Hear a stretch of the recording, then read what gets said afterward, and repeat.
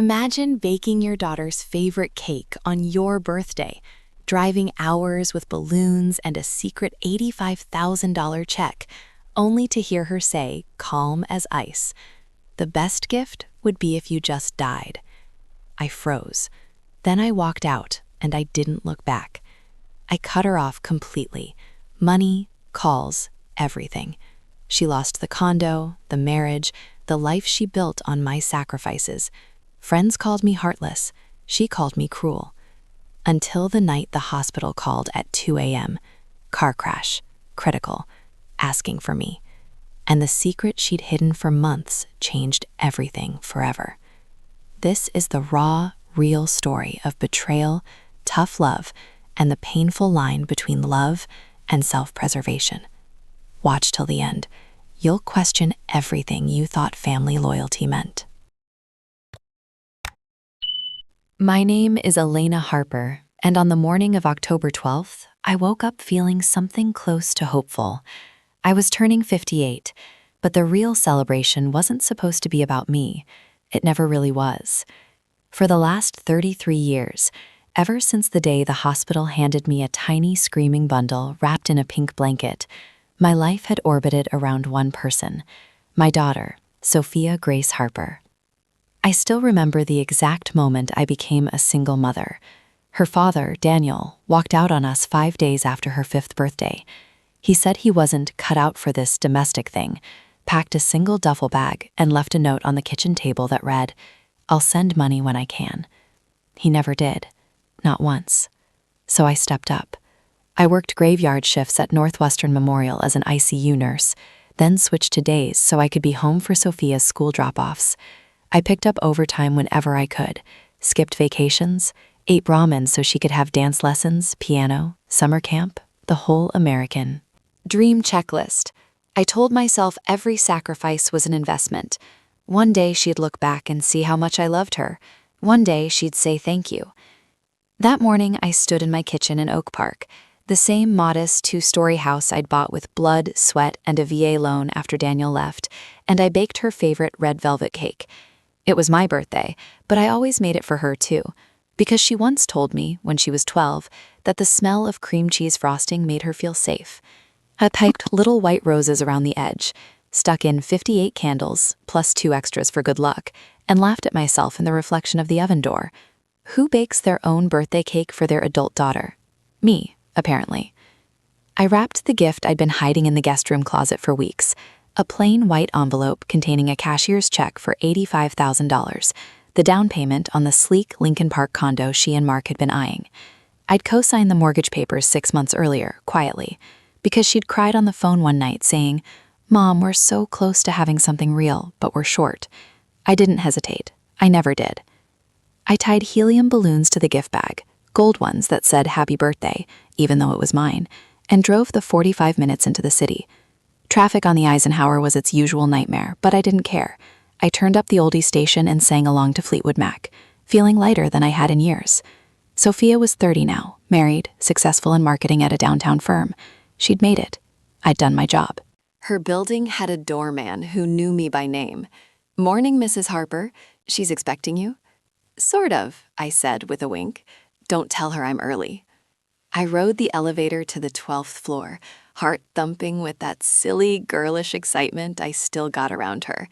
When she opened the door, she was in black Lululemon leggings and an oversized Northwestern hoodie, hair in a messy top knot. No makeup. She looked tired. Beautiful, but tired. "Mom," she said, not moving aside to let me in right away. "I told you not to come before 10.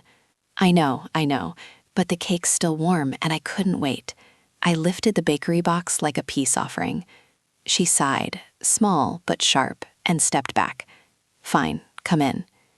Her apartment smelled like expensive coffee and Mark's cologne. The kitchen island was littered with takeout containers and her laptop. I set everything down carefully, balloons bobbing against the ceiling. She poured herself another mug from the Nespresso machine, but didn't offer me one. We sat across from each other. I tried small talk first. How was work? How was Mark's new project? She answered in short sentences, eyes on her phone. Finally, I couldn't hold it in anymore. So, your birthday's next month. 31. Big one. What do you want, Soph? Really want? Sky's the limit. She looked up then, really looked at me. For a second, I thought I saw something soft flicker in her eyes, the little girl who used to crawl into my bed during thunderstorms, but then her mouth tightened. She set her mug down with a deliberate clink. The best gift, she said slowly, each word measured, would be if you just died. The kitchen went silent, except for the low hum of the refrigerator. My smile froze on my face. I let out a nervous laugh, the kind you do when you're sure you misheard. What? You heard me. She didn't blink. You're always here, Mom. Always calling, always texting, always just checking in, always offering to pay for this or fix that. It's suffocating. Every time I breathe, I feel the weight of your expectations, the guilt, the after everything I've done for you. Life would just be easier without you hovering, without the constant reminder that I owe you my entire existence. My chest felt like someone had punched through it and squeezed. Sophia, that's not you can't mean. I do mean it. Her voice stayed calm, almost gentle, like she was explaining something obvious to a child. I've been in therapy for 2 years trying to untangle all the ways you've wired me to feel responsible for your happiness. Mark says I need boundaries. My therapist says the same. And the truth is, if you weren't around, I could finally stop feeling like I'm failing you every single day. I stared at her. The woman sitting across from me wasn't the girl I'd raised. Or maybe she was, and I'd been too busy working doubles to notice her growing resentment like mold in the walls. I stood up slowly. My legs felt wooden. I should go. Mom. No. I held up a hand. Don't. Just don't. I left the cake on the counter, left the balloons tied to the chair, left the envelope with the check sitting there like an accusation. I walked out without hugging her, without saying goodbye, without looking back. The drive home was a blur of rain-slicked highways and honking horns I barely registered. I kept replaying her words on a loop. The best gift would be if you just died. Not, I wish you'd leave me alone. Not, I need space. Died. As in gone forever. As in erased. When I got home, I sat in the garage with the engine off until the car cooled and the dashboard lights dimmed. I didn't cry. Not yet. I just sat there, numb, staring at the windshield like it might give me answers. That night, I lay in bed staring at the ceiling fan spinning lazy circles.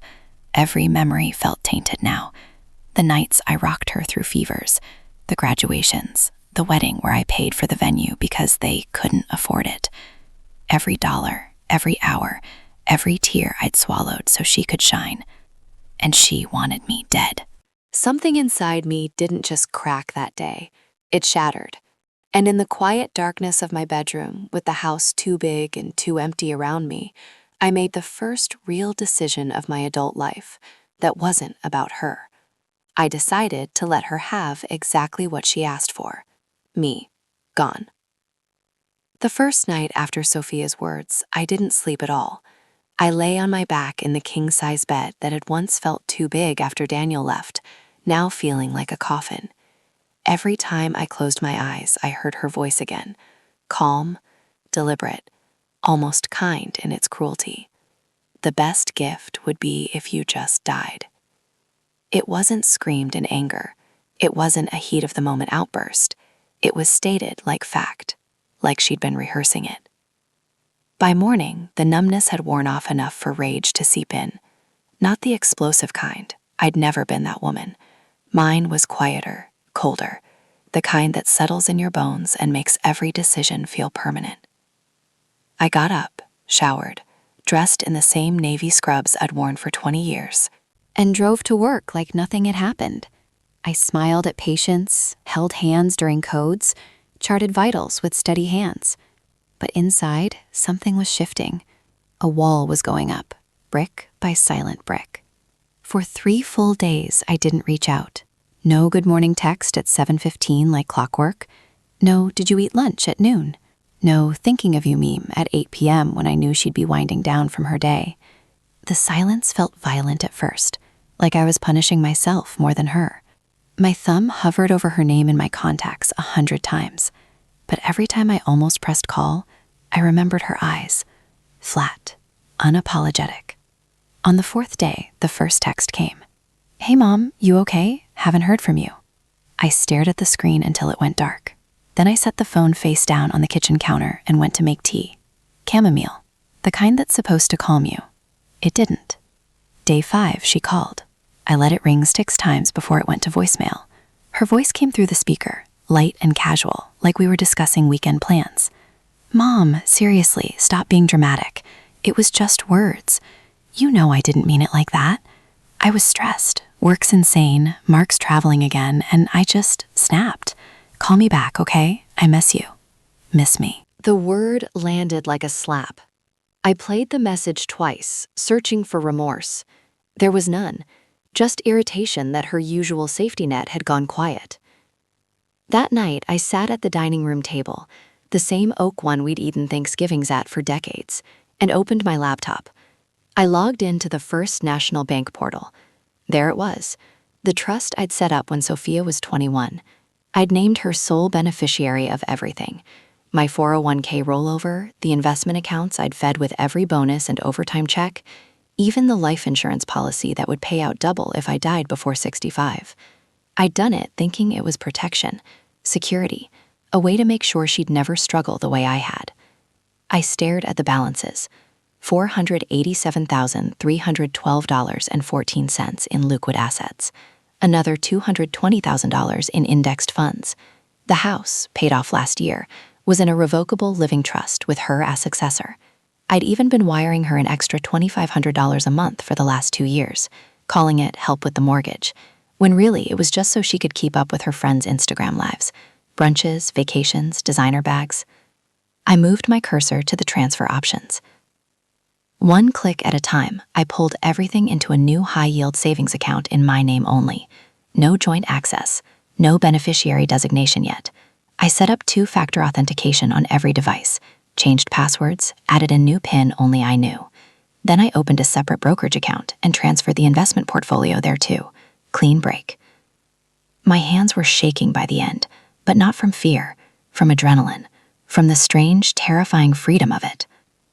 The next morning, day 6, I called my attorney, Michael Ruiz.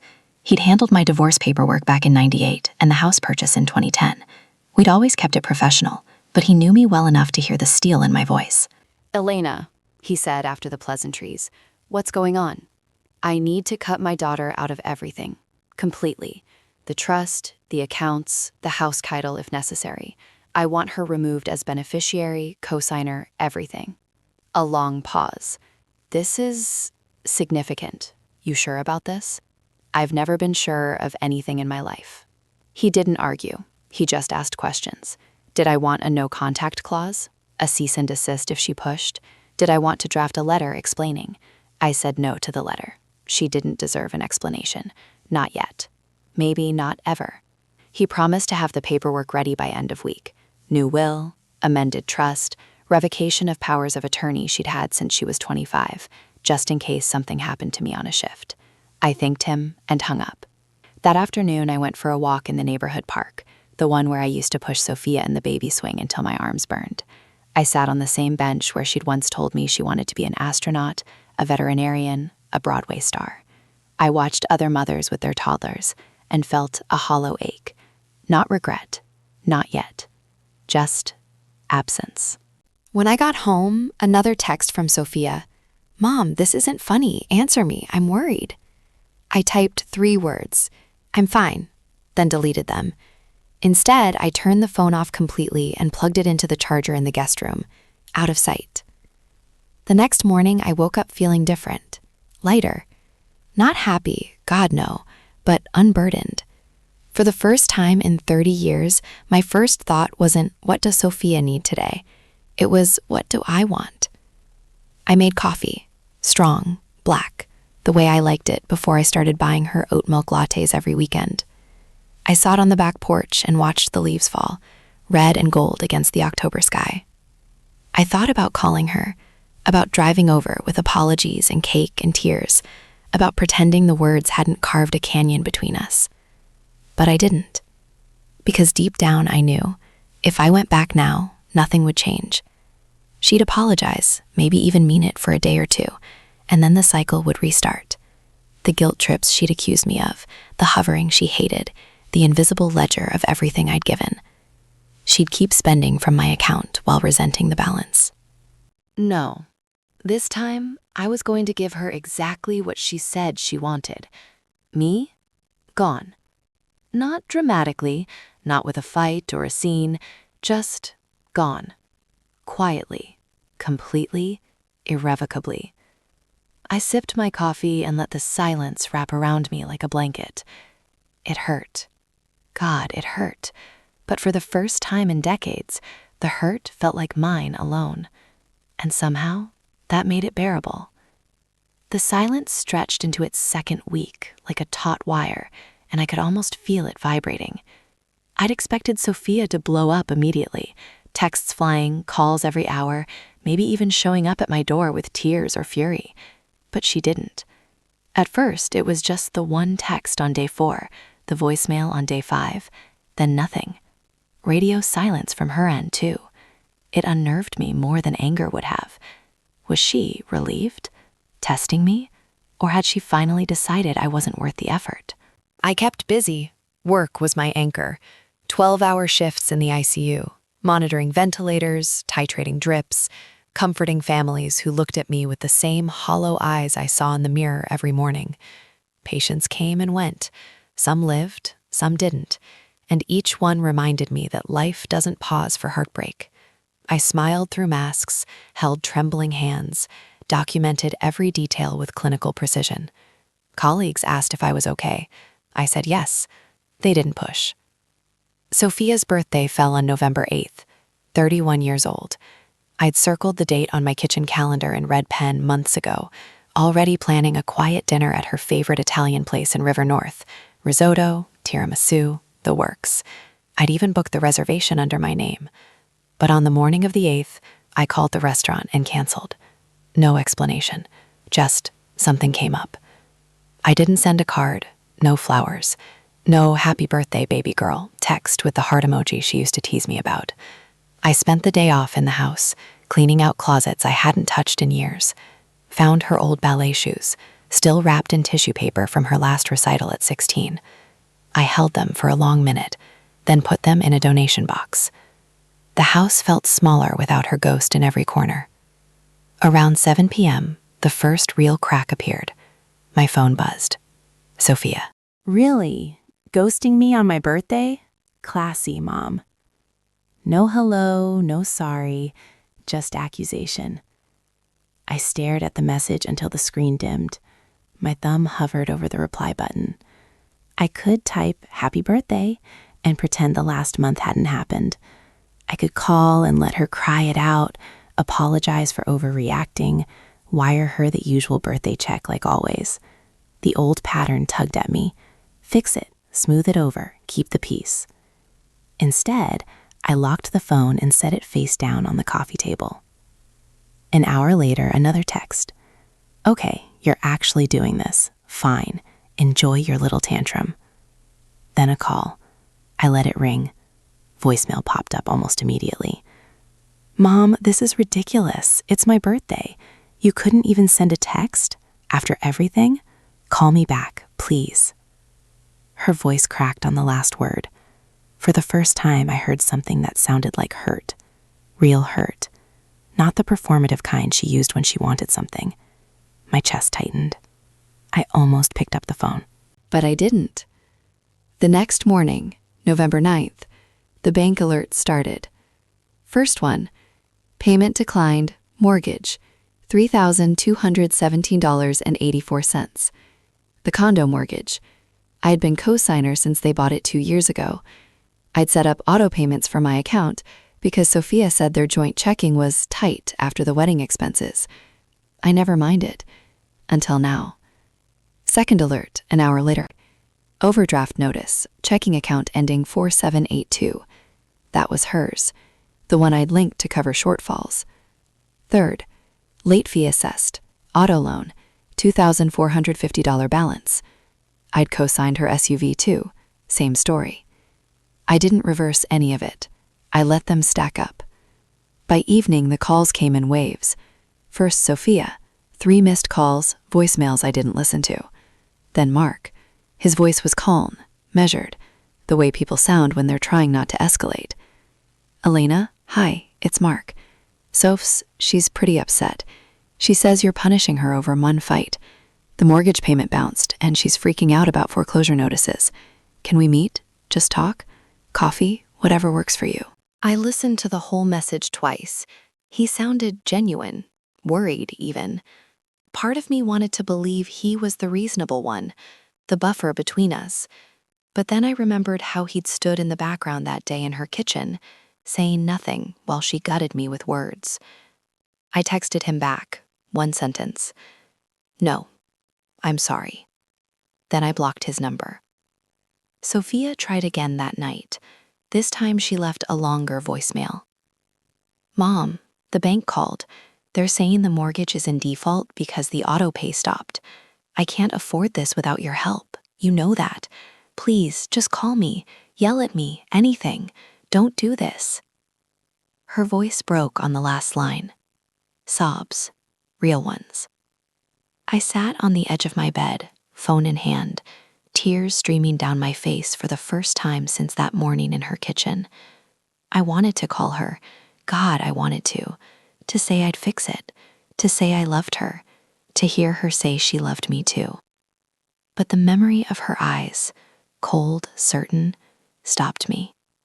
You wanted me gone, I whispered to the empty room. Consider me gone. I deleted the voicemail without saving it. The next day, I called my bank and officially removed myself from the auto pay setup. I also removed my name from the joint emergency fund I'd set up with her years ago, just in case. Then I emailed my lawyer, expedite the trust amendments. I want everything airtight. Michael called back within the hour. Elena, the paperwork's ready for your signature, but I have to ask again. Are you sure? This isn't just cutting financial ties. Once the mortgage defaults and she's on the hook alone, it could tank her credit. Foreclosure's a real possibility if they can't catch up. I know. He sighed. Okay, I'll overnight the docs. That night I dreamed of her as a little girl, 5 years old, standing in the driveway waving goodbye as Daniel drove away. In the dream, she turned to me and said, "Don't leave too, Mommy." I woke up gasping, sheets soaked with sweat. But when morning came, the resolve was still there. Harder now. Sharper. The cracks were spreading, not just in our relationship, but in the life she'd built on my foundation. And for the first time, I wasn't rushing in with mortar to patch them. I was letting them widen, letting her feel the weight of her own words. Letting the consequences land, because sometimes love isn't saving someone from the fall. Sometimes it's stepping back so they learn how to stand, even if it breaks both your hearts in the process. Winter settled over Chicago like a heavy gray blanket, the kind that smothers sound and makes everything feel farther away. By December, the silence between Sophia and me had hardened into something almost solid. I could go whole days without thinking of her, almost. Then something small would trigger it. A red velvet cupcake in the hospital cafeteria, a mother pushing a stroller through slushy sidewalks, the faint scent of vanilla on someone's coat. Each one hit like a dull knife. I'd moved forward in small, deliberate ways. I sold the big Oak Park house in early November. No point rattling around in all those empty rooms. The closing was quick. Cash buyer, no contingencies. I walked away with enough to buy a modest 2-bedroom condo in Naples, Florida, sight unseen. White walls, lanai overlooking a golf course, palm trees instead of maples. A fresh start, or at least the illusion of one. I packed only what fit in the SUV. Clothes, books, a few photo albums I couldn't bring myself to leave behind. The rest went to Goodwill or the curb. When the realtor handed me the keys to the new place in early December, I stood on the balcony and watched the sun sink into the Gulf. For the first time in months, I breathed without feeling like my lungs were full of broken glass. Therapy started the week after I arrived. Dr. Leela Chen, a soft-spoken woman in her 50s with a gentle Midwestern accent despite living in Florida for 20 years. She met me via Zoom at first, then in person once I settled. I told her everything. Sophia's words, the cutoff, the money transfers, the lawyer. I expected judgment. Instead, she asked quiet questions. How does it feel to wake up and not check your phone for her messages first thing? Lonely, I admitted, but also free. We talked about guilt, about how I'd spent decades equating love with sacrifice, how I'd taught Sophia, without meaning to, that my worth was tied to what I could provide. We talked about boundaries, about grief that looks like anger. Some sessions I cried until my throat hurt. Others I just sat in silence, letting the words settle. I even started dating. Tom Whitaker was a retired high school history teacher, 62, widowed 5 years. We met at a book club in the condo complex, discussing a memoir about forgiveness. He had kind eyes, a dry sense of humor, and didn't flinch when I told him I'd recently cut my only child out of my life. "Sounds like you did what you had to," he said simply. We walked to the beach most evenings, talked about everything except Sophia. He made me laugh, real laughs, the kind that surprised me. But the whispers started creeping in anyway. Sophia's social media was still public. I told myself I wouldn't look. Then I did anyway, late at night, when the condo was too quiet. Her posts had shifted. No more polished marketing executive selfies or couple photos with Mark at rooftop bars. Instead, cryptic captions. Family isn't always blood. Sometimes it's the people who choose to stay. A black and white photo of an empty chair with the line, "Learning to sit with the silence." A quote graphic, "The ones who love you the most can hurt you the deepest." Friends, our mutual friends, the ones who'd watched her grow up, started messaging me privately. "Elena, is everything okay with Self? She's posting things that sound off. Self told me you two had a falling out. She said you abandoned her after one argument. That can't be right, can it?" Abandoned. The word lodged in my throat like a stone. I'd raised her alone, paid every bill, sat through every parent-teacher conference, every breakup, every late-night crisis. I'd given up sleep, savings, entire decades, and now I was the one who'd walked away. The doubt grew like mold in damp corners. Had I overreacted? One sentence. Cruel, yes, but maybe just a bad day? Maybe therapy and time would have softened it. Maybe I should have answered her calls, met for coffee, let her explain. Maybe I'd thrown away 30 years over pride. I started second-guessing the disinheritance. What if she was struggling? What if the foreclosure had already happened? What if she needed me and I wasn't there? Then, on Christmas Eve, the anonymous email arrived. No subject line. Sender, a string of random numbers and letters at a Proton mail address. Just one attachment, a photo. I opened it with shaking hands. Sophia and Mark at a candlelit table in an upscale steakhouse downtown. She was laughing, head thrown back, the way she used to when she was truly happy. He was leaning in, smiling, wine glasses raised and a toast. The timestamp in the corner, October 14th, 2 days after my birthday. 2 days after she told me my death would be her ideal gift. Below the photo, a single typed line. "She said it to hurt you. She meant it." No signature, no context. I stared at the image until my eyes burned. They looked carefree, untouched by remorse. While I'd been driving home shattered, while I'd been crying in the garage, they'd been out celebrating, probably toasting her freedom. The doubt that had been whispering now roared. I forwarded the email to my lawyer with one line: "Keep moving forward with the amendments.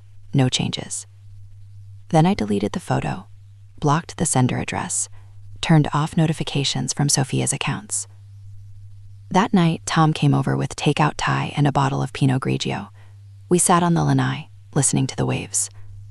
I didn't tell him about the email, not yet. But when he asked how I was doing, really doing, I said, I think I'm finally starting to believe I deserve better than being someone's backup plan. He reached across the table and squeezed my hand. You do. The whispers of regret didn't vanish that night. They never fully do. But they grew quieter. Drowned out, just a little, by the sound of my own life beginning to take shape again. I wasn't healed, not even close. But I was choosing, day by day, not to go back. And that choice, small as it felt, was starting to feel like the biggest act of love I'd ever given myself. By late January, the Florida sun had started to feel less like a stranger and more like a quiet companion. I'd settled into a rhythm: morning walks on the beach at sunrise, coffee on the lanai with Tom, therapy twice a week, and the slow, deliberate work of rebuilding a life that didn't revolve around anyone else. I even volunteered at the local animal shelter 3 afternoons a week, walking dogs, cleaning kennels, holding kittens that purred against my chest. Small things, healing things, things that reminded me I still had hands capable of gentleness. But the past doesn't vanish just because you move 2,000 miles away. It follows in shadows. The anonymous email with the photo of Sophia and Mark laughing at dinner had lit a fuse I couldn't ignore. Who sent it? A concerned friend? A spiteful acquaintance? Someone who knew more than they should? The questions gnawed at me during quiet moments, while I was folding laundry, while I drove to the grocery store, while I lay awake listening to the ceiling fan hum. I needed answers, not revenge, answers. So I did something I'd never done before in my entire life. I hired a private investigator.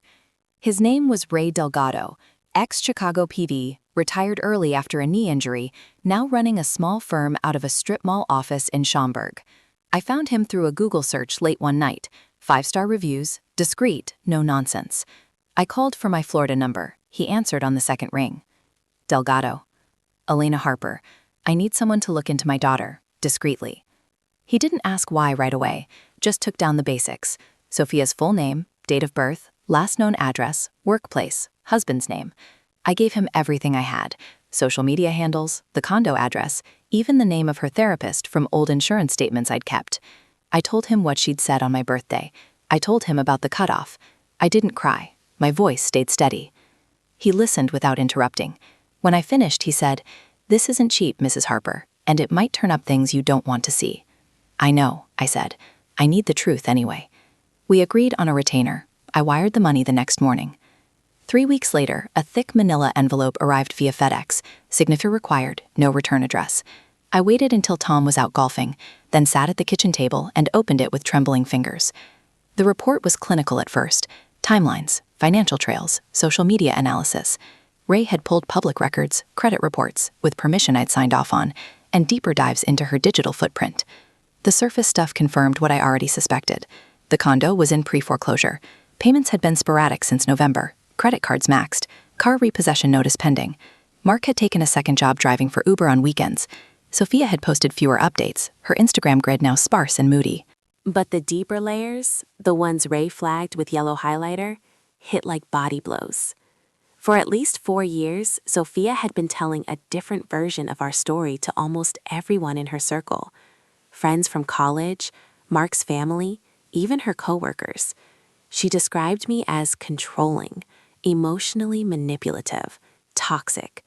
She told them I'd guilt-tripped her into marrying Mark because I couldn't stand her being single past 30. She said I hated him, called him lazy behind his back. I never had. She claimed I'd threatened to cut her off if she didn't have kids soon. None of it was true.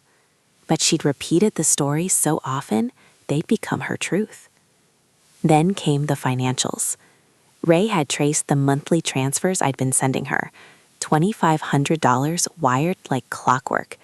She told Mark they were bonuses from her marketing job. In reality, she'd been funneling at least half of it into a separate brokerage account under her name only. The account had grown to $187,000 over 3 years. Investments in crypto, meme stocks, a shady real estate opportunity fund run by an advisor who'd been flagged by the SEC for fraud the previous fall. She'd been building a secret nest egg, one she could access without me attached. The final page was the worst. A screenshot from a private group chat. Ray had obtained it through a contact. He didn't explain how, and I didn't ask. Dated October 10th, 2 days before my birthday. Sophia typing to 3 friends. Mom's coming over Saturday with her usual guilt cake. I'm done. I'm going to tell her straight up that I wish she'd just disappear. Maybe then she'll back off and I can finally breathe. Mark says it's harsh but necessary. Boundaries, right? One friend replied, That's brutal, Soph. You sure? I have been sure for years. She's suffocating me. If she wasn't around, I could actually live. What about the money? She still pays half your mortgage. When she's gone, the trust kicks in. I'll be fine. The words blurred on the page. I had to set the report down and walk to the sink, splash cold water on my face. My reflection stared back, pale, older than I remembered. She hadn't just said it in a moment of anger. She'd planned it. She'd rehearsed it. She'd discussed it with her husband and friends. And the "if you just died" line, it wasn't hyperbole. It was strategy. A way to push me far enough that I'd either explode and cut her off emotionally, or die and leave her the inheritance without the inconvenience of a living mother. I sat back down, read the last line again. My heart didn't break this time. It hardened into something cold and unyielding, like forged steel. I called Ray that afternoon. "Thank you," I said. "This is everything I needed." "You okay?" he asked. "No," I admitted, "but I will be." I hung up, walked to my laptop, and opened the trust documents Michael had sent last month. I signed the final pages, disinheritance complete. No contingencies, no reversals. Then I emailed them back with one line: file immediately. That night, Tom came over with pizza and a bottle of Cabernet. I told him about the report. Not all the details, just enough. He listened quietly, then said, "You don't owe her forgiveness. Not after that." "I know," I whispered. But knowing and feeling are different things. The hidden truth had emerged, ugly and undeniable, and with it came the clearest certainty I'd had in months. I wasn't the villain in her story anymore. She was. And I was finally free to write my own ending, without her in it. Spring came to Naples with relentless sunshine and the kind of humidity that makes your clothes cling like regret. By March, I had been in Florida almost 5 months, long enough that the Chicago cold felt like a distant memory, long enough that the ache of missing Sophia had dulled into something manageable, a bruise you press on occasionally to remind yourself it's still there. The private investigator's report sat in a locked drawer in my bedroom, pages dog-eared from how many times I'd read them. I didn't need to look anymore. The words were burned into me. I told myself I was done, that the disinheritance papers Michael filed in January were the final period on our story. But closure isn't a signature on legal documents. It's a conversation, one I hadn't had yet. The decision crystallized one Tuesday morning while I was walking the beach with Tom. He asked, casual as ever, "You ever think about seeing her one last time? Not to fix it, just to say what needs saying." I stopped, bare feet sinking into wet sand. Waves rolled in, erasing my footprints behind us. "I think about it every day," I admitted, "but I'm scared of what I'll do when I see her, or what she'll do." Tom squeezed my hand. "Then go when you're ready to walk away again, on your terms." I booked the flight that afternoon. Round trip, departing in 3 days. No hotel. I'd stay one night, confront her, then leave. No second chances. No lingering. I didn't tell her I was coming. No warning text, no heads up to Mark. I wanted her unguarded, the way she'd caught me that October morning, with cake and balloons and a heart full of hope. The flight into O'Hare was turbulent, fitting. I rented a compact car at the airport, drove straight to Lincoln Park. Rush hour traffic crawled, giving me too much time to rehearse what I'd say. Every version ended the same: calm words, steady voice, then goodbye. I parked 2 blocks away from her building at 6:45 p.m. The doorman recognized me immediately. "Mrs. Harper, haven't seen you in a while." "Family business," I said. He buzzed me up without another question. The elevator ride to the 12th floor felt eternal. When the doors opened, I walked the carpeted hallway like I was heading to an execution. Mine or hers, I wasn't sure. I knocked, firm, 3 times. Footsteps. The peephole darkened. Then the door swung open. Sophia stood there in yoga pants and a faded college sweatshirt, hair in the same messy bun she'd worn the day she broke me. Her eyes widened. Shock. Then something like fear. "Mom?" I didn't wait for an invitation. I stepped inside. The apartment smelled the same. Coffee, Mark's cedarwood cologne, a faint trace of the lavender candle she always burned when she was stressed. Mark appeared in the hallway behind her, sleeves rolled up, looking like he'd just gotten home from work. "Elena?" I ignored him. My eyes stayed on Sophia. "I know everything," I said quietly. My voice didn't shake. I'd practiced that part. She blinked. "What are you talking about?" "The side account. The $18,700 you built from the money I sent you every month. The crypto bets. The real estate scam your advisor's about to get indicted for. The stories you told your friends and Mark's family. How I'm controlling, toxic, manipulative. How I forced you into marriage. How you've been planning to cut me out once the trust matured." Her face drained of color so fast I thought she might faint. She reached for the kitchen island to steady herself. "You spied on me?" "I hired someone to find out why my daughter would wish me dead. Turns out it wasn't a bad day. It was a plan." Mark stepped forward. "Elena, let's all sit down." "No." I cut him off without looking away from her. "This isn't a family meeting. This is me telling you what happens next." Sophia's eyes filled with tears. "Mom, I was angry, stressed. The wedding debt was crushing us. The condo payments. Mark's job was shaky then. I didn't mean." "You meant every word." I pulled the folded disinheritance papers from my bag and set them on the island between us. "You rehearsed it. You texted your friends about it 2 days before my birthday. You said if I wasn't around, you could finally live. So here I am, giving you what you wanted." She stared at the papers like they were poison. "What is this?" "Official revocation. You're removed from every account, every trust, every beneficiary designation.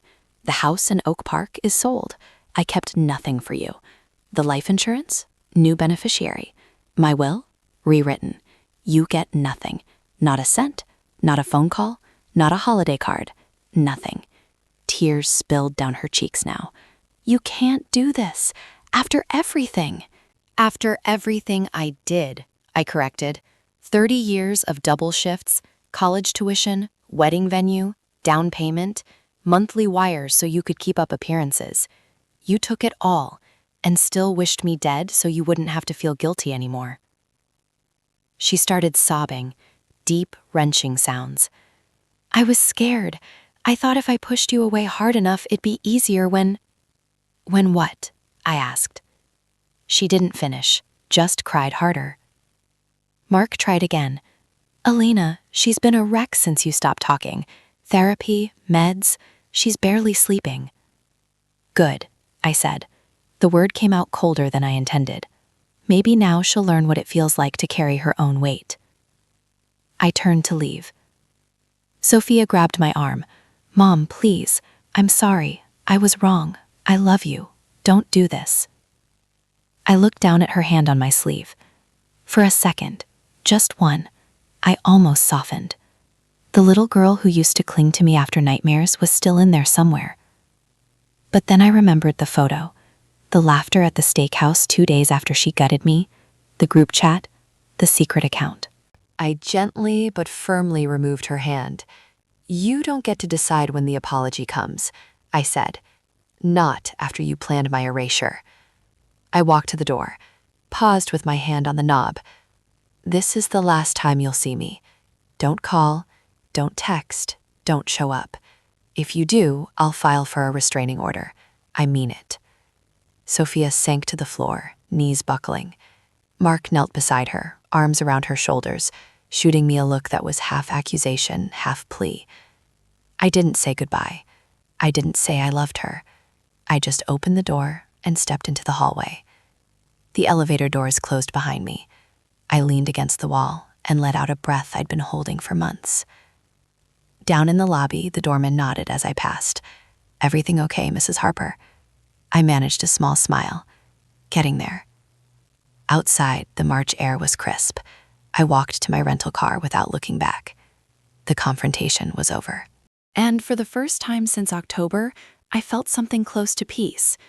Not forgiveness, not yet, maybe never, but peace in knowing I'd finally said what needed saying and walked away on my own terms. The flight back to Naples felt longer than the one out. I stared out the window at the patchwork of Midwest fields giving way to clouds, then ocean, and tried to feel something. Triumph, relief, even sorrow. Mostly I felt hollow, like I'd finally closed a door that had been slamming in the wind for months, only to realize the house was empty behind it. Word spread fast in the old Chicago circle. Our mutual friends, women I'd known since Sophia's preschool days, couples from neighborhood barbecues, even a few distant cousins started reaching out within days. Texts first, then calls, then long voicemails when I didn't answer. "Elena, what's going on? Soph says you cut her off completely, like financially and everything. Is that true?" "I ran into her at Whole Foods. She looked awful. Said you're punishing her for one stupid comment. That doesn't sound like you." "People are talking. Some are saying you're being heartless. Others think she finally pushed too far. What happened, really?" I didn't respond to most of them. A few I sent short replies. "It's between us. Please respect that." One particularly persistent old friend, Karen, who'd been at Sophia's wedding, I finally called back. "Elena," she said the moment I picked up, "I'm not taking sides, but Soph's in bad shape. She lost the condo, foreclosure auction next month. Mark moved out last week. She's couch surfing with a coworker. She's not okay." I listened to the silence after her words, waiting for guilt to rush in like it always had before. It came, but fainter this time, more like an echo. "She made choices," I said quietly. "I made mine." Karen sighed. "I know, but she's your daughter." "She wished me dead, Karen. Planned it, told her friends about it, built a secret account with my money so she'd be set when I was gone. That's not a bad day. That's a decision." Silence on her end, then softer. "I didn't know that part." Most people don't. I hung up, blocked her number, blocked a few others who kept pushing. The rest faded away. Some quietly unfriended me on Facebook. Others posted vague, supportive memes on their stories. Family isn't forever if it's toxic, and I knew who they were aimed at. Sophia's spiral became public in pieces. A former coworker messaged me anonymously. She got fired from the marketing firm. Too many missed days, crying in the bathroom. She's waitressing now at that diner on Clark Street, the one with the neon sign. Looks exhausted. Another message from someone I didn't know. Saw her at an NA meeting. She's on anxiety meds and something else. Said her mom abandoned her. I thought you should know. Abandoned. That word again. It stung, but less each time. I heard through the grapevine that she tried rehab, outpatient, for prescription pills she'd been hiding since college. She lasted 6 weeks before she checked herself out. Said the program was too intense. Mark filed for divorce quietly in April. No contested assets. There weren't many left. He kept the SUV, repossessed anyway, and moved back in with his parents in the suburbs. I didn't gloat. I didn't celebrate. I just noted it, like reading the weather report for a city I used to live in. Then, 6 months after the confrontation, early September, the letter arrived. Handwritten envelope, no return address, postmarked Chicago. My name and new Florida address in Sophia's familiar looping script. I sat on the lanai with it in my lap for 20 minutes before I opened it. Inside, 3 pages of lined notebook paper, ink smudged in places where tears had fallen. "Mom, I don't expect you to read this. I don't expect forgiveness. I just need to say it. I was wrong. So wrong. I told myself I was protecting my independence, setting boundaries, breaking free from the guilt I felt every time I took your money or your time. But it wasn't boundaries. It was cruelty. I was jealous of your strength, your ability to keep going after Dad left, the way you never complained. I hated that I couldn't be like you, so I made you the villain instead. I lied to everyone, to Mark, to my friends, to myself. I built that secret account because I was terrified of needing you forever. I thought if I had enough stashed away, I could cut the cord without feeling like I'd failed you. But all I did was fail us both. I lost everything. The condo, Mark, my job, my pride. I'm living in a studio now, working doubles at the diner. I cry in the walk-in freezer on breaks so no one sees. I started therapy again. Real therapy, not the surface stuff. My therapist says I have to own what I did. So here I am, owning it. I'm sorry. I'm so sorry for the words I said on your birthday, for the planning, for the lies, for wishing you gone when all I really wanted was to feel like I was enough on my own. I don't ask for money. I don't ask for the trust back. I just ask for one chance, one conversation, one moment where you look at me and see the girl you raised, not the monster I became. Please, Mom, I love you. I always have, even when I was too broken to show it. Sophia. I read it twice, then 3 times. Tears came, quiet ones, not the wrenching sobs from before. I folded the letter carefully, put it back in the envelope, and walked inside. I didn't burn it this time. I put it in the locked drawer with the investigator's report, closed the drawer, locked it.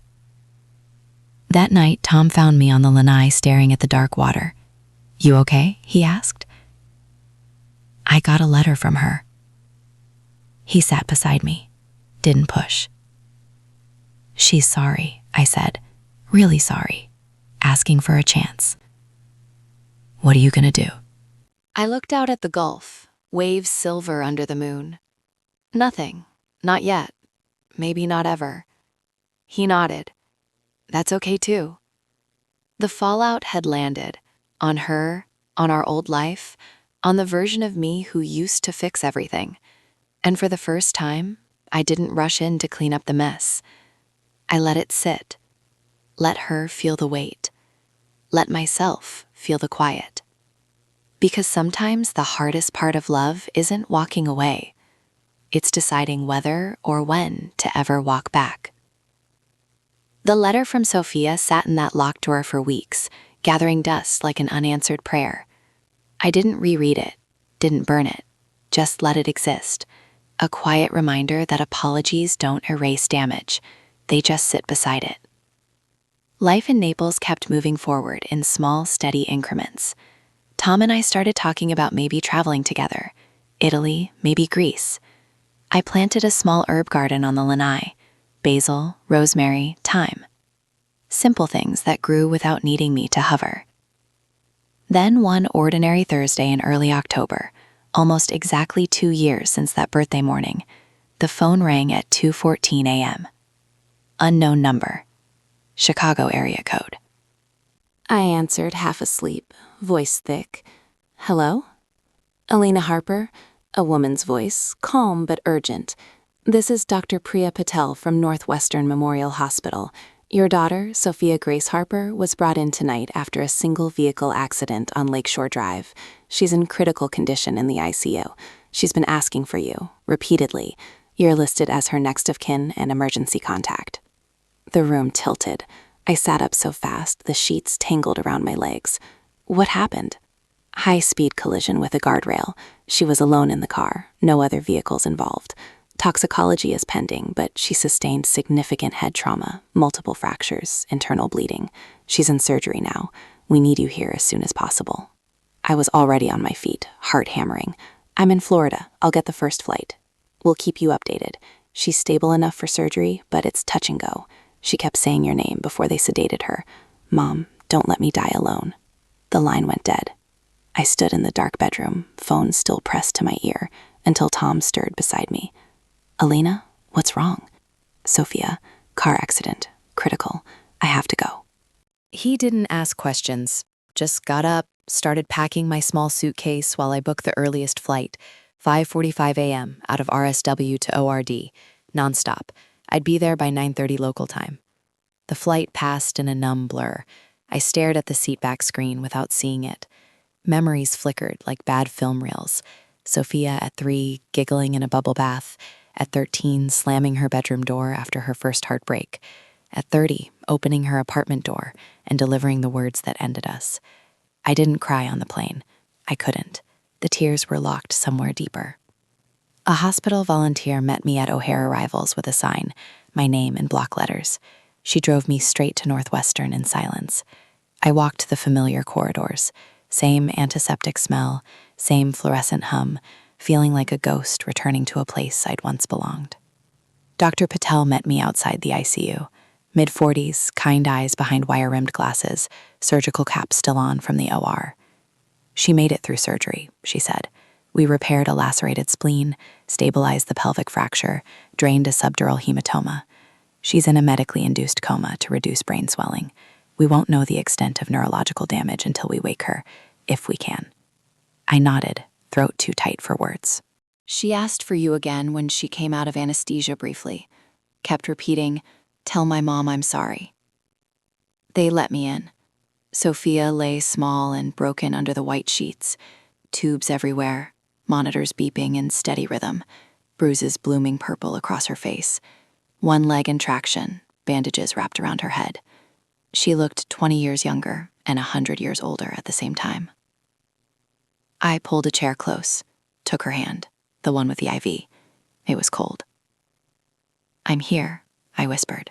"I came." No response, just the hiss of the ventilator. I stayed for hours. Nurses came and went. I didn't move. Around noon, Dr. Patel returned with more charts. "We pulled her full medical history during intake," she said quietly. "There's something you should know." She handed me a printout, genetic testing results from 6 months earlier, ordered by Sophia's primary care doctor after routine blood work showed anomalies. A rare inherited mitochondrial disorder, progressive, variable onset, could affect energy production in cells, muscles, nerves, heart, brain. Often misdiagnosed as chronic fatigue or anxiety until it advanced. Carriers could be asymptomatic for decades, then symptoms appear suddenly. Fatal in severe cases, manageable in others with early intervention. Sophia had known since April, the same month Mark left. She'd never told me. I stared at the page until the letters swam. "She carried the same mutation you do, Elena," Dr. Patel said gently. "Your records from years ago show you were tested after a similar episode in your 30s. Mild cardiomyopathy, fatigue. You've been managing it quietly. But Sophia, she tested positive at high risk. She knew the clock was ticking. She knew it could hit her hard, fast, and she knew there was a 50-50 chance you'd pass it to her." I felt the floor drop away. That's why she pushed me away. Not just resentment, not just greed. Fear. She'd lashed out, built walls, wished me gone, so I wouldn't have to watch her deteriorate, so she wouldn't have to face telling me we might both be dying slowly, so the guilt wouldn't crush her when the disease finally took her. She tried to spare me pain by inflicting a different kind. I sank into the chair, head in my hands. Dr. Patel touched my shoulder. "We're running more tests. There are new treatments, gene therapies and trials, mitochondrial cocktails. It's not a death sentence yet, but she needs support, family support." I looked at Sophia's bruised face, the girl who once told me everything, the woman who'd hidden the biggest secret of her life. I stayed through the night, held her hand, talked to her in low voices about nothing and everything, old vacations, her favorite songs, the time she won the spelling bee in 5th grade. I didn't forgive her, not yet. Forgiveness isn't instant, but I stayed. Because the twist no one saw coming wasn't just the accident. It was the truth underneath all the cruelty. She'd pushed me away to protect me from the same shadow that was falling over her. And in that sterile ICU room, with machines breathing for my daughter, I realized something I hadn't in years. I still loved her. Broken, flawed, terrified. I still loved her. And maybe, just maybe, That was enough to start rebuilding from the wreckage. The ICU lights never dimmed, but time lost meaning in that windowless room. Days blurred into nights, nurses changed shifts, monitors beeped their unchanging rhythm, and I stayed. I didn't leave Sophia's side for more than 20 minutes at a time, long enough to grab coffee from the cafeteria or step outside for air that didn't taste like antiseptic. Tom flew up on the second day, brought me clean clothes and a toothbrush, sat with me in silence when words felt too heavy. He didn't push, he just stayed. Sophia remained in the coma for 14 days. 14 days of watching her chest rise and fall with the help of machines, of tracing the bruises that faded from violent purple to sickly yellow, of whispering things I wasn't sure she could hear. I told her about the herb garden back in Naples, about how Tom burned toast every morning but made the best scrambled eggs, about the time I found her old spelling bee trophy in a box and cried because I'd forgotten how proud I'd been. Small confessions, pieces of the life I'd built without her. On day 15, the doctor started tapering the sedation, slowly, carefully.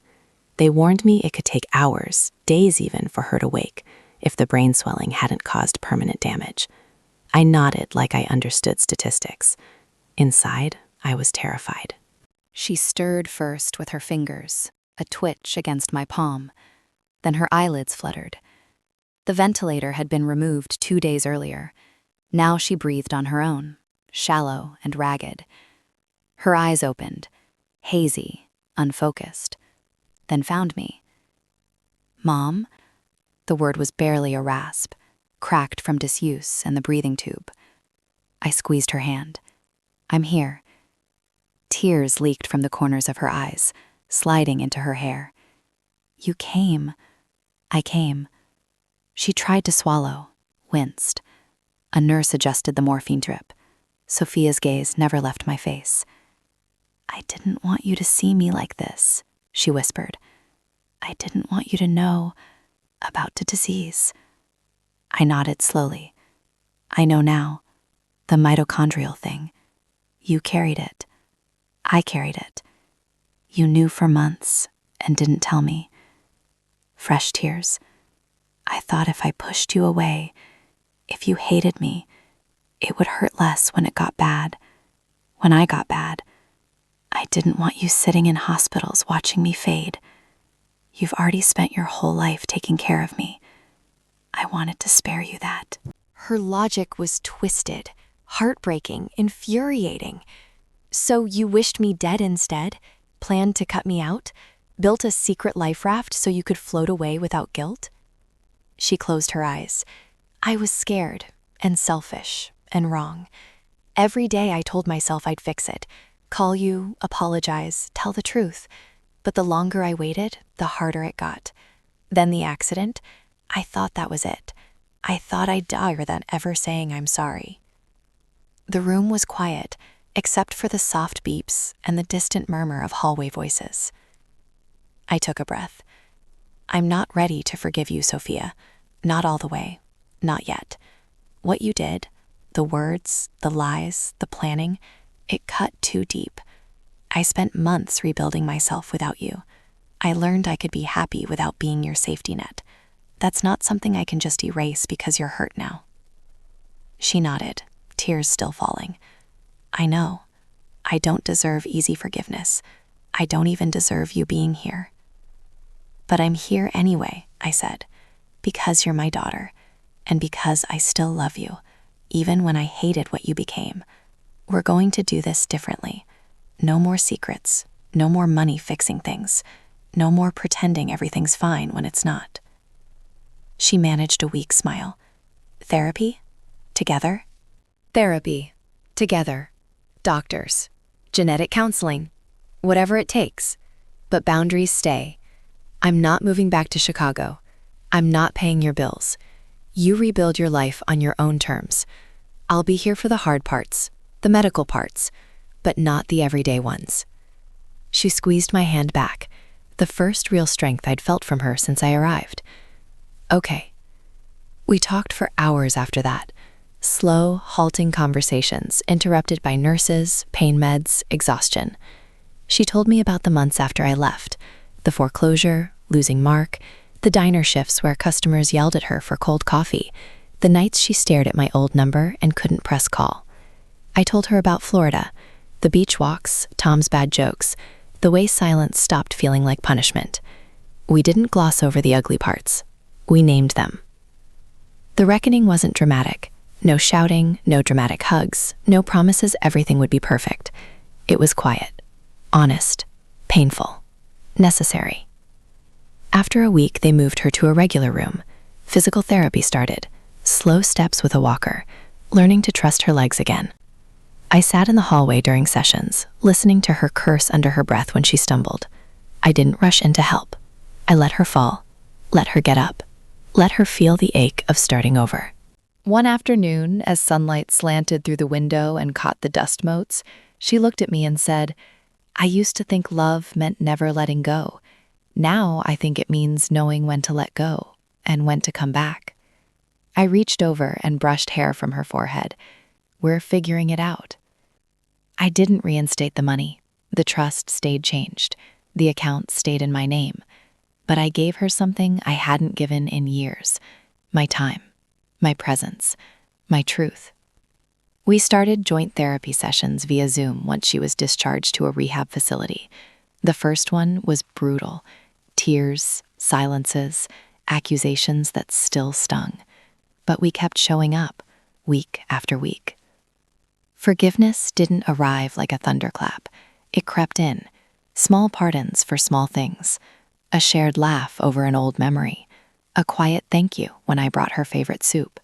And "I'm proud of you" when she took her first unassisted steps across the room. The reckoning wasn't the end of the pain. It was the beginning of something new. Two broken women learning, slowly, carefully, how to be family again. Not the way we used to be. Better. Because this time it was built on truth instead of sacrifice. And that, I realized, was the only foundation that could last. 2 years after the accident, October again, but this time the air smelled of salt and possibility. I sat on the narrow strip of private beach behind my Naples condo. The Gulf stretched out flat and endless, water the color of pale jade under a cloudless sky.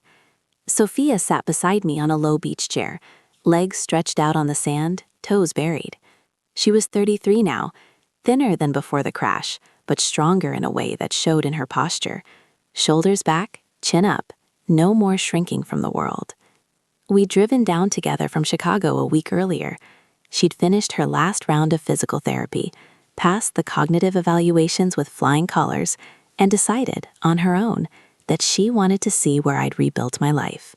No pressure, no expectations, just a visit. I'd agreed because the silence between us had finally become comfortable instead of punishing. Tom had joined us for dinner most nights, grilling salmon on the lanai, telling stories about his teaching days that made Sophia laugh until she held her side, where the old scars still ached. He'd become the gentle buffer we both needed, someone who loved me without needing to fix her, and who treated her with the same quiet respect he gave everyone.